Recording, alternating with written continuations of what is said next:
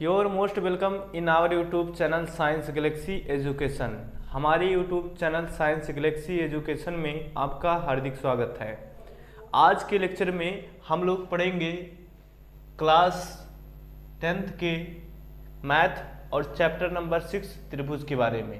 और त्रिभुज के हम एक्सरसाइज 6.2 यानी प्रश्नावली 6.2 के क्वेश्चन को सॉल्व कर रहे थे। इससे पहले वाले लेक्चर में हम क्वेश्चन नंबर 7 तक सॉल्व कर चुके हैं। इस लेक्चर में हम क्वेश्चन नंबर 8 से सॉल्व करेंगे। तो चलिए देखते हैं क्वेश्चन नंबर 8 हमारा है क्या। देखिए, आधारभूत समानुपातिकता प्रमेय का प्रयोग करते हुए सिद्ध कीजिए कि एक त्रिभुज की एक भुजा के मध्य बिंदु से होकर दूसरी भुजा के समांतर खींची गई रेखा तीसरी भुजा को समद्विभाजित करती है। देखिए, ये हमारा क्वेश्चन है। तो चलिए पहले हम क्वेश्चन का मतलब समझते हैं कि क्वेश्चन कह क्या रहा है। आधारभूत समानुपातिकता प्रमेय, ये आपको बताया जा चुका है बीपीटी थ्योरम। बीपीटी थ्योरम को ही हम कहते हैं आधारभूत समानुपातिकता प्रमेय। आधारभूत समानुपातिकता प्रमेय अर्थात बीपीटी का यूज करके हमें ये क्वेश्चन को प्रूव करना है। ठीक है, तो चलिए देखते हैं उसके आगे क्या कह रहे हैं। कह रहे हैं कि सिद्ध कीजिए कि एक त्रिभुज की, तो पहले हम एक त्रिभुज बनाएंगे। चलिए हम एक त्रिभुज बनाते हैं। ये हमारा त्रिभुज है। इस त्रिभुज का कोई नाम रख देते हैं। इसको हम मान लेते हैं ये बी सी। तो इन्होंने कहा कि एक त्रिभुज की एक भुजा के मध्य बिंदु से हम ए बी का मध्य बिंदु मान लेते हैं, यहाँ पे डी है। यानी किसी एक भुजा के मध्य बिंदु को से होकर दूसरी भुजा के समांतर, यानी इस भुजा के समांतर इस रेखा को खींच दीजिए। इस भुजा के समांतर इस रेखा को खींच दीजिए और कह रहे हैं कि सिद्ध कीजिए कि जो ये रेखा तीसरी भुजा को डिवाइड कर रही है, काट रही है, जो यहाँ पे ये खंड बन रहे हैं, ये खंड बराबर होंगे। हम यहाँ पे इसको ई बिंदु मान लेते हैं। क्वेश्चन समझ में आया? एक बार फिर से हम रिवाइज कर लेते हैं। ये भी सी एक त्रिभुज है और उसमें किसी एक भुजा के मध्य बिंदु से दूसरी भुजा के समांतर एक रेखा खींची गई है और ये सिद्ध करना है कि जो ये रेखा खींची गई है ये तीसरी भुजा को समद्विभाजित करती है, अर्थात दो बराबर भागों में डिवाइड करती है। अर्थात यहाँ पे ए ई की लंबाई इसी के बराबर होनी चाहिए। ये हमारा क्वेश्चन है।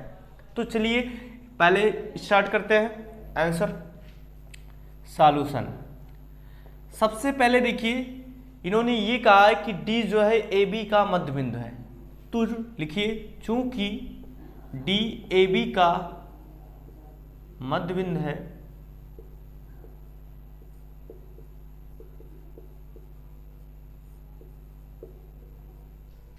इसलिए BD और AD की लंबाई बराबर होगी। इसलिए AD बराबर BD। देखिए, यहां से हम BD को BD गुणे एक भी लिख सकते हैं। BD को इधर लाइए तो AD इधर BD का गुणा है तो इधर भाग हो जाएगा और ये हो जाएगा BD बराबर 1। इसको हम मान लेंगे क्वेश्चन नंबर फर्स्ट, समीकरण नंबर फर्स्ट। चलिए देखते हैं। इन्होंने ये भी कहा है कि जो D रेखा है वो BC के समांतर है। तो चलिए त्रिभुज ABC में, त्रिभुज ABC में DE समांतर है BC की। अतः बीपीटी प्रमेय से, अतः बीपीटी से देखिए, ये खंड AD और BD का अनुपात AD बटे BD का मान बराबर होगा AE बटे EC के। AE बटे EC के। यहां से देखिए AD और BD का मान, AD बटे BD का मान 1 दिया है, तो यहां पे AD बटे BD का मान रख देंगे हम। तो यहां लिखेंगे समीकरण 1 से, समीकरण 1 से तो AD बटे BD का मान है 1, तो यहां 1 रख दीजिए, और यहां पे AE बटे EC है, तिरछा गुणा कर दीजिए, तो ये हो जाएगा EC बराबर AE, अर्थात ये भुजा इसके बराबर है। तो जब ये भुजा इसके बराबर है, इसका मतलब स्पष्ट है जो E बिंदु है वो AC का मध्य बिंदु है, अर्थात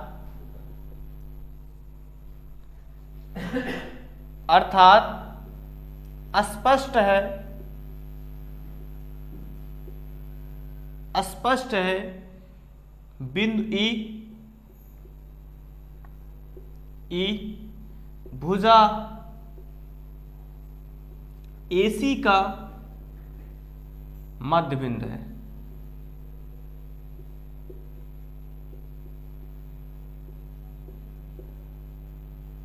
अर्थात मध्य बिंदु का मतलब कि AC रेखा को 2 बराबर भागों में डिवाइड करती है, अर्थात AC को समद्विभाजित करती है। और हमें यही सिद्ध करना था कि जो ये रेखा तीसरी भुजा को काट रही है वो तीसरी भुजा को समद्विभाजित करती है, और ये यहाँ पे प्रूव्ड हो चुका है। तो इसके बाद हम नेक्स्ट क्वेश्चन को देखेंगे। चलिए देखते हैं नेक्स्ट क्वेश्चन। चलिए हम क्वेश्चन नंबर 9 की तरफ चलते हैं और देखते हैं क्वेश्चन नंबर 9 हमारा क्या है। ABCD एक समलंब है जिसमें AB समांतर DC तथा इसके विकर्ण परस्पर बिंदु O पर प्रतिच्छेद करते हैं। प्रतिच्छेद करते हैं का मतलब काटते हैं। दर्शाइए कि AO बटे BO बराबर होगा CO बटे DO। तो चलिए पहले हम समलंब चतुर्भुज बनाते हैं, यानी समलंब बनाते हैं।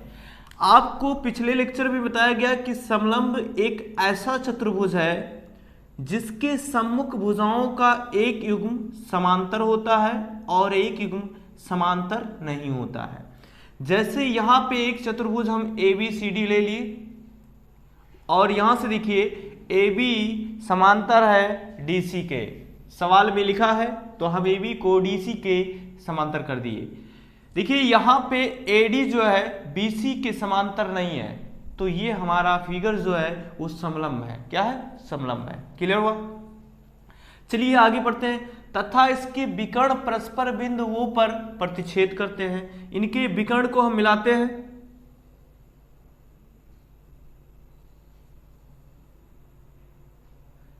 इनके विकर्ण O पर प्रतिच्छेद करते हैं। ठीक, कह रहे दर्शाइए कि AO बटे BO, AO बटे BO बराबर होगा CO बटे DO। तो ये हमें निकालना है। हम यहाँ पे क्या करेंगे, थोड़ा सा रचना करेंगे। क्या करेंगे? रचना। रचना क्या करेंगे? देखिए हम यहाँ से एक समांतर रेखा खींचेंगे, AB के समांतर एक रेखा खींचेंगे, इसका नाम रख देते हैं P। क्या रख देते हैं? P। तो यहाँ लिखेंगे रचना। देखिए पहले दिया है उसको लिख लीजिए। दिया है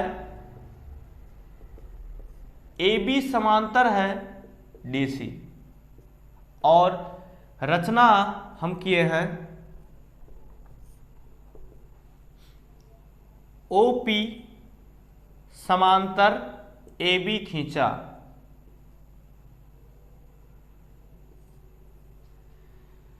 तो यहां से देखिए यहां पे AB समांतर है किसके? OP के, और यहां AB समांतर है DC के। इसको फर्स्ट इक्वेशन, इसको सेकेंड इक्वेशन मान लीजिए।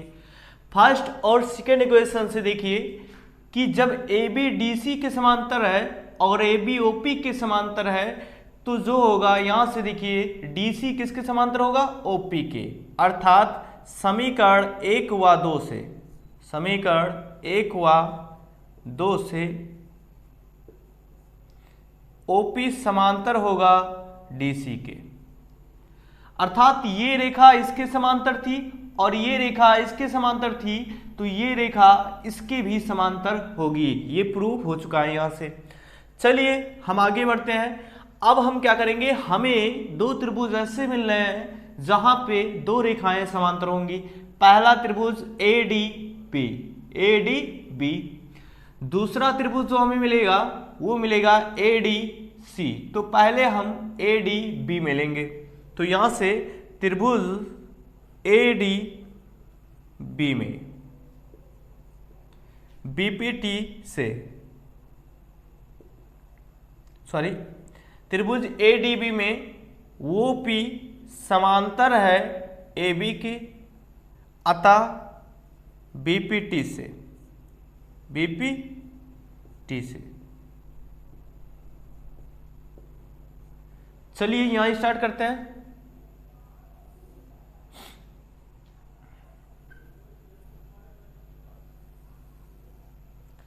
अब यहां देखिए क्या होगा, AP बटे PD, AP बटे PD बराबर होगा OB बटे OD के। और ये इक्वेशन नंबर हमारा होगा थर्ड। क्या होगा? थर्ड। पुनः हम ADC त्रिभुज में चलेंगे। पुनः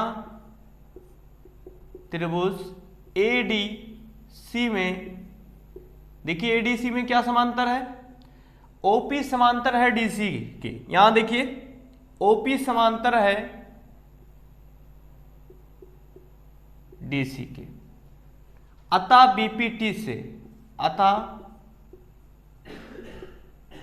BPT से यहां पे हो जाएगा AP बटे PD, AP बटे PD बराबर OA बटे OC। ये हो गया equation number 4। Equation number third और फोर्थ को देखिए, दोनों के LHS बराबर है, दोनों के LHS बराबर हैं, तो यहां से दोनों के RHS भी बराबर होंगे। तो चलिए समीकरण 3 व 4 से, तो दोनों के RHS बराबर कर दीजिए। OB बटे OD बराबर OA बटे OC। देखिए यहां से हमें क्या सिद्ध करना, देखिए AO बटे BO, तो यहां से हम क्रॉस गुणा कर देते हैं, क्रॉस यहां गुणा कर देते हैं, तो ये हो जाएगा OB गुणे OC बराबर OA गुणे OD। यहां से हम देख लेते हैं ये O के नीचे क्या है, BO, तो यहां से इसके नीचे इसको लाइए और यहां हो जाएगा OC बटे OD बराबर OA बटे OB। यहां से हम इसको आगे पीछे कर सकते हैं, तो ये हो जाएगा AO बटे BO और इसको लिखेंगे CO बटे DO। और हमें यही प्रूव करना था, तो हेंस प्रूव्ड। ये हमारा क्वेश्चन प्रूव्ड हो चुका है, सिद्ध हो चुका है। ठीक है, तो चलिए अब अगले क्वेश्चन की तरफ हम चलते हैं। चलिए हम क्वेश्चन नंबर 10 की तरफ चलते हैं और देखते हैं कि क्वेश्चन नंबर 10 में क्या कहा गया है। किसी त्रिभुज PQR की भुजाओं PQ और PR पर क्रमशः बिंदु E और F स्थित है। तो सबसे पहले एक त्रिभुज है PQR, तो चलिए बनाते हैं।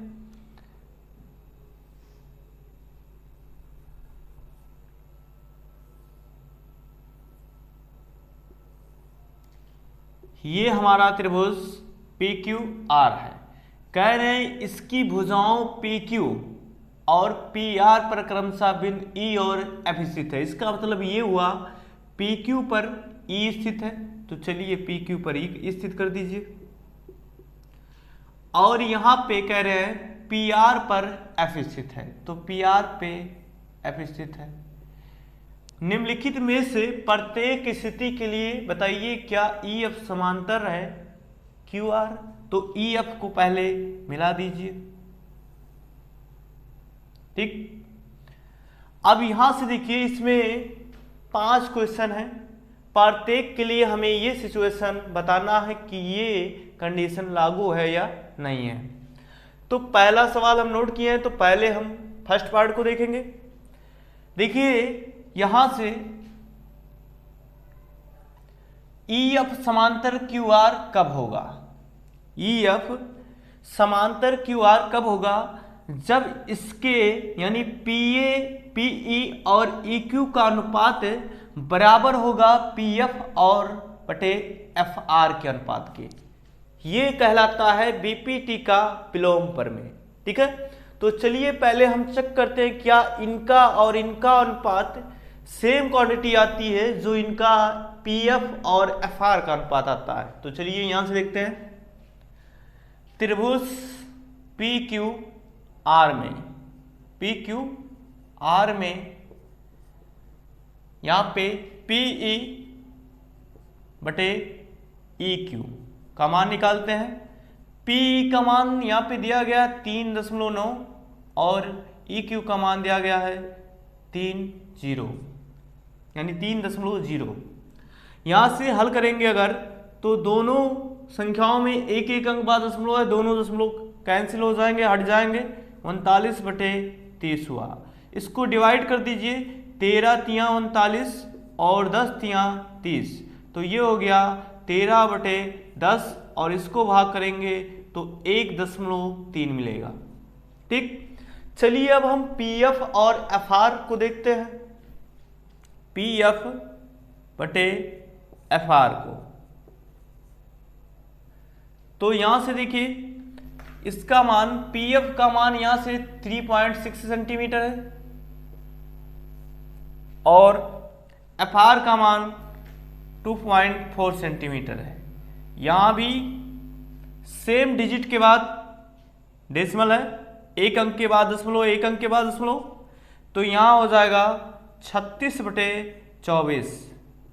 तो ये हो जाएगा 4 9 36 और 4 6 24। इसको पुनः डिवाइड कर देते हैं, 3 त्रिक का 9, 3 दूना 6, यानी मिला हमें 3 बटे 2। जब इसको डिवाइड करेंगे तो मिलेगा हमें कितना? 1.5। यहां से देखिए PE और EQ का मान 1.3 आया है, PF बटे FR का मान 1.5 आया है। दोनों का मान समान नहीं है, तो यहां लिखेंगे चूंकि PE अपान EQ is not equal to, मतलब बराबर नहीं है PF बटे FR के। ठीक, अतः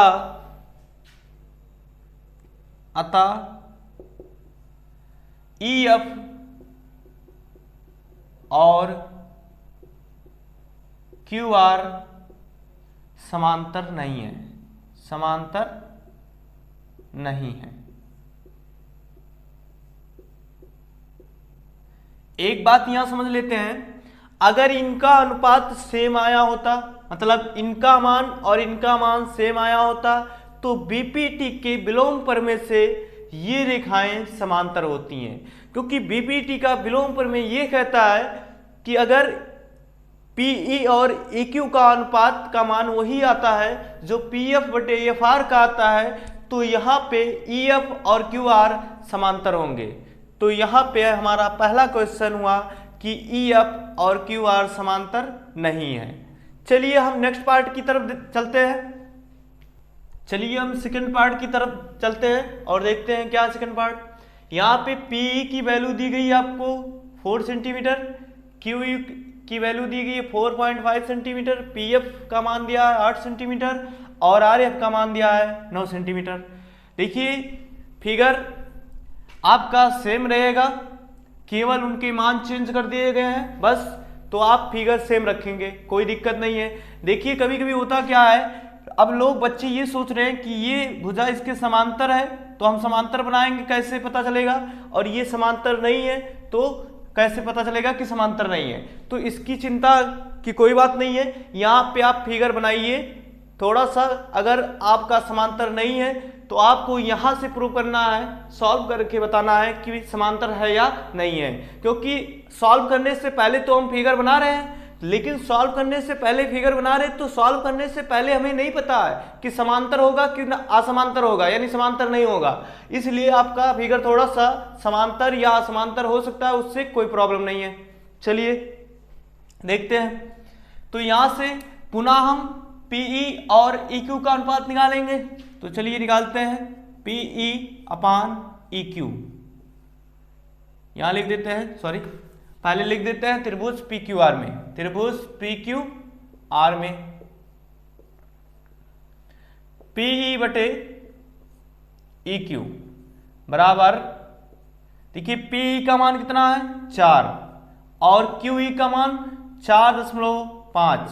देखिए अगर इस अल्फाबेट को आगे पीछे कर दिया जाए, लेटर को आगे पीछे कर दिया जाए तो उससे कोई दिक्कत नहीं है, आप लोग घबराइएगा मत। अगर PE को EP लिख दिया गया है तो आप लोग घबराइएगा मत, उससे कोई फर्क नहीं पड़ता है। चलिए देखते हैं। यहां से PE का मान 4 सेंटीमीटर, EQ का मान 4.5। देखिए इस दशमलव को हटाने के लिए ऊपर नीचे 10 से गुणा करेंगे तो ऊपर हो जाएगा 40 और नीचे हो जाएगा 45। इसको डिवाइड कर दीजिए, ये डिवाइड हो जाएगा 5 से, 5 अट्ठे 40 और 5 नवा 45, सॉरी यहाँ 8 रहेगा, तो ये हो गया हमारा 8/9। चलिए हम इसके अनुपात को देखते हैं, PF और बटे FR। तो PF बटे FR, यहां से बात करते हैं। PF का मान यहां दिया गया है 8 सेंटीमीटर। देखिए FR, अब FR को यहाँ पे RF लिखा गया तो उससे कोई दिक्कत नहीं है, चाहे RF लिखिए चाहे FR लिखिए। तो यहाँ से 9 लिखिए।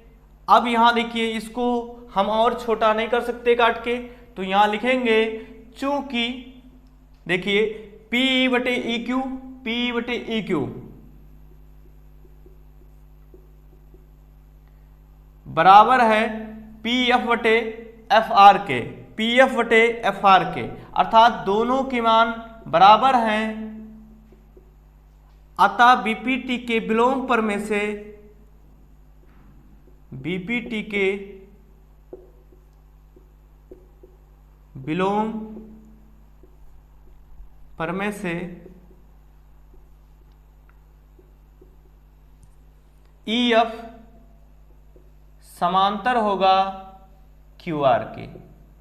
ये हमारा आंसर है, सेकेंड पार्ट का आंसर है। चलिए अब हम थर्ड पार्ट की तरफ चलते हैं। चलिए हम क्वेश्चन नंबर 10 के थर्ड पार्ट को देखते हैं। यहाँ पे PQ का मान 1.28 सेंटीमीटर दिया गया है, PR का मान 2.56 सेंटीमीटर, PE का मान 0.18 सेंटीमीटर और PF का मान 0.36 सेंटीमीटर, ये दिया गया आपको। चलिए त्रिभुज PQR में पुनः हम देखिए इस बड़ी भुजा को लेते हैं PQ, तो बड़ी भुजा और उसके सापेक्ष हम तुलना करेंगे किसकी, इस छोटी भुजा का। तो यहाँ पे P बराबर निकालेंगे, PQ का मान कितना है 1.28 और यहाँ पे PE का मान दिया गया है 0.18। यहाँ पे देखिए 2 अंक के बाद दशमलव है ऊपर नीचे, तो दोनों दशमलव हट जाएंगे, ये हो जाएगा 128/18। चलिए इसको काटते हैं। इसको हम काटेंगे 2 से पहले, 2 छक 12 और 2 चौक 8, 2 नवा 18, तो ये होगा 64/9। अब इसके आगे ये नहीं कटेगा। चलिए देखते हैं। उसके बाद देखिए पहले हम PQ लिए थे तो पहले यहाँ पे PR लेंगे, तो PR बटे यहाँ पे PE लिए थे तो यहाँ पे PF लेंगे, तो PF और बराबर PR का मान कहाँ है 2.56 और यहाँ से PF का मान 0.36। देखिए अंश और हर दोनों में 2 अंक के बाद के दशमलव है, तो यहाँ पे 100 से गुणा करेंगे ऊपर नीचे तो दशमलव हट जाएंगे, तो ये हो जाएगा 256/36। चलिए इसको काटते हैं 2 से पहले, तो यहाँ से 2 एकम 2 2 दूना 4, 2 अठे 16, ये हो गया 2 अठरैयम 36। चलिए देखते हैं 128 बटे 18 आया। पुनः इसको काटेंगे, 2 छक 12, 2 चौक के 8 और 2 नवा 18। यहां से देखिए पी आर बटे पी एफ का मान 64 बटे 9 आया है और पी क्यू बटे पी का मान 64 बटे 9 आया है, यानी दोनों का मान सेम आया है, दोनों का मान बराबर है। चूंकि पी क्यू बटे पी ई बराबर पी आर बटे पी एफ और यहाँ पे आया है 64 बटे 9, यहाँ लिख सकते हैं अतः बीपीटी के विलोम प्रमेय से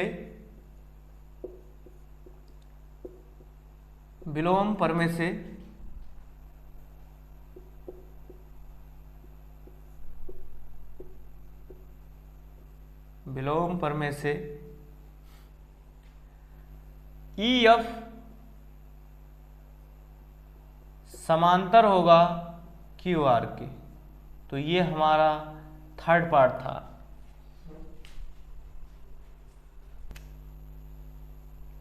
चलिए हम क्वेश्चन नंबर 10 के फोर्थ पार्ट को देखते हैं। फोर्थ पार्ट में पी दिया गया है 5 सेंटीमीटर, पी क्यू बराबर 15 सेंटीमीटर, पी एफ बराबर 6 सेंटीमीटर और एफ आर बराबर 18 सेंटीमीटर। तो चलिए यहाँ से देखते हैं त्रिभुज पी क्यू आर में, त्रिभुज पी क्यू आर में देखिए सबसे पहले पी ई बटे पी क्यू का मान निकालते हैं।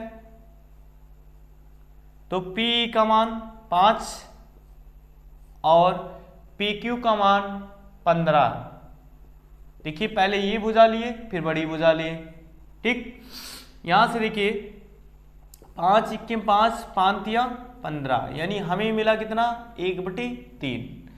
पुनः हम क्या करेंगे पी एफ और एफ आर को लेंगे।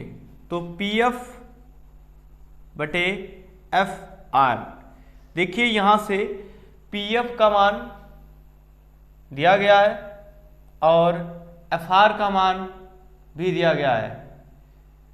तो यहां से देखिए, लेकिन हमें पी एफ और एफ आर नहीं, पी एफ और पी आर चाहिए। यहां पे पी आर लिखना है। तो देखिए पी एफ का मान तो हमें दिया गया है 6 सेंटीमीटर, लेकिन पी आर का मान हमें नहीं दिया गया है। तो हम क्या करेंगे, पी आर को हमें एफ आर के पदों में लिखना है। तो चलिए क्या लिखेंगे इसको, देखिए पी एफ बटे पी आर को लिख सकते हैं पी एफ बटे प्लस एफ आर। तो यहां से P F plus F R, ठीक। तो यहां से अब हम मान रख देते हैं। पी एफ का मान है 6 और पी एफ का मान 6 प्लस एफ आर का मान है 18 सेंटीमीटर। तो यहां से हो गया 6/24। तो 6 किम 6, 6 चौक 24, 1/4। देखिए पी ई और पी क्यू का अनुपात, पी एफ और पी आर का अनुपात बराबर नहीं है। यहाँ पे इसकी वैल्यू 1/3 आई है, इसकी वैल्यू 1/4 आई है। तो यहाँ लिखेंगे चूंकि पी ई बटे ई क्यू, पी ई बटे E Q is not equal to P F बटे F R, sorry P R. अतः ई एफ समांतर नहीं है क्यू आर के, समांतर नहीं है क्यू आर के, ठीक। ये हमारा आंसर हुआ। तो चलिए इसके बाद हम अगला पार्ट पढ़ेंगे। चलिए फिफ्थ पार्ट को देखते हैं कि फिफ्थ पार्ट हमारा क्या है। फिफ्थ पार्ट में आपको दिया गया है पी क्यू बराबर 12.5 सेंटीमीटर, पी में दिया गया है 5 सेंटीमीटर, एफ आर बराबर 6 सेंटीमीटर, पी एफ बराबर 4 सेंटीमीटर। तो यहां से हम निकालते हैं त्रिभुज पी क्यू आर में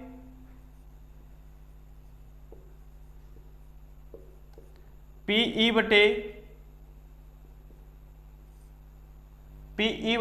पी क्यू। तो पी का मान दिया है 5 और पी क्यू का मान दिया है 12.5। देखिए यहाँ पे एक अंक के बाद दशमलव है, इस दशमलव को हटाना है तो ऊपर नीचे 10 से गुणा कर दीजिए, तो ये हो जाएगा 50 और ये हो जाएगा 125। इसको डिवाइड कीजिए, इसको डिवाइड कर दीजिए आप 5 से, 5 दहाई 50, 5 दूना 10, 5 25, गुणा काटिए, 5 दूना 10 और 5 25, तो ये हो गया हमारा 2/5। अब हम क्या करेंगे, पुनः देखिए पहले पी को लिए थे तो पहले पी एफ को लेंगे, तो पी एफ बटे, देखिए पी क्यू को लिए थे पूरे को तो पी आर को लेंगे।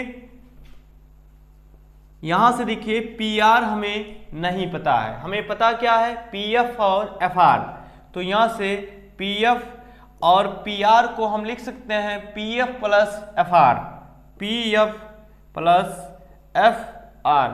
अब मान रख दीजिए, पी एफ का मान है 4 और यहाँ पी एफ का मान 4 और एफ आर का मान 6, तो ये हो जाएगा 4/6, 4 10, 2 दूना 4, 2 पंचे 10, यानी हमें मिला मान 2/5।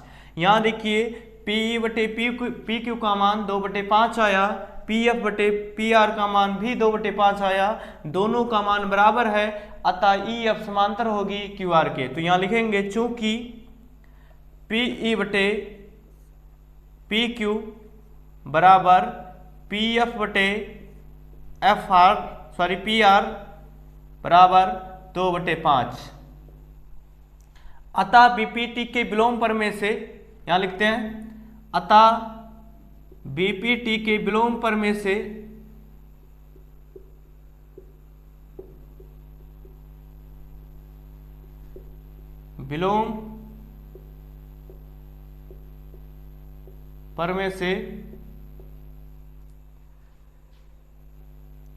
ई एफ समांतर होगी क्यू आर के।